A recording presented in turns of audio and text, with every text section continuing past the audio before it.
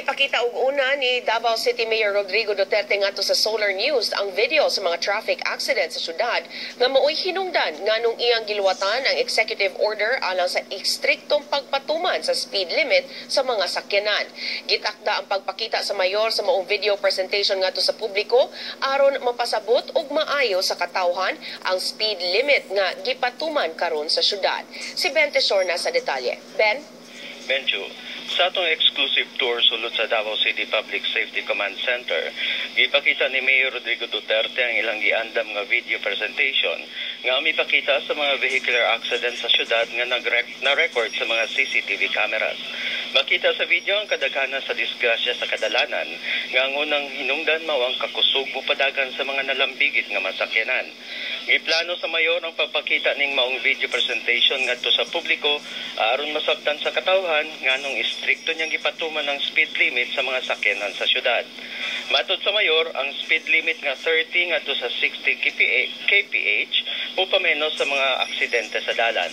Gibutyag sa Pangulo sa Traffic Management Group, Superintendent Rodelio Polikit nga mimenos ang traffic accidents balik 10% sukad gipatuman ng Executive Order number 39 nga giluwatan sa mayor niadtong October 29. Gatusan na sad ka violators ang nasikop human mogamit og speed guns sa mga enforcers pagsukod sa gikusgon sa mga sakyanan nga nagsubay sa dalan. Gipasabot sa mayor nga miabot na sa gatusan ka milyong pesos ang nagasto sa syudad aron lang masiguro ang kaluwasan sa katawhan. Ubos sa pamunuan ni kanhi Mayor Sara Duterte Carpio, ang syudad migasto og 128 million pesos alang sa Intelligent Operations Center nga gidisenyo aron mapadali ang pagtubag sa mga alarma nga naglambigit sa public safety ug security. Ang Operations Center mihiusa sa tanang services ug data gikan sa nagkalainlaing buhatan aron mas epektibo ang pagsumpo sa krimen, terrorism, traffic and emergency responses ug public safety.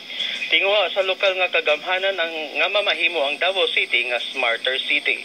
Lakip na niini ang paggamit og advanced technologies sama sa multi-channel unified communication, video analytics software ug global positioning system location tracking. Gatusan ka high-definition CCTV cameras ang napahimutang palibot sa syudad ug bisan gani sa lagyong barangay. Ang mga cameras makahimo pa pag-zoom in bisan sa nameplate sa sundalo o pulis nga makita sa kamera.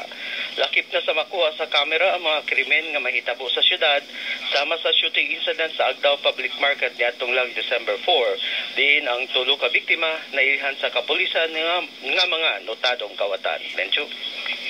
Daghang salamat Ben Tesorna reporting gikan Davao City.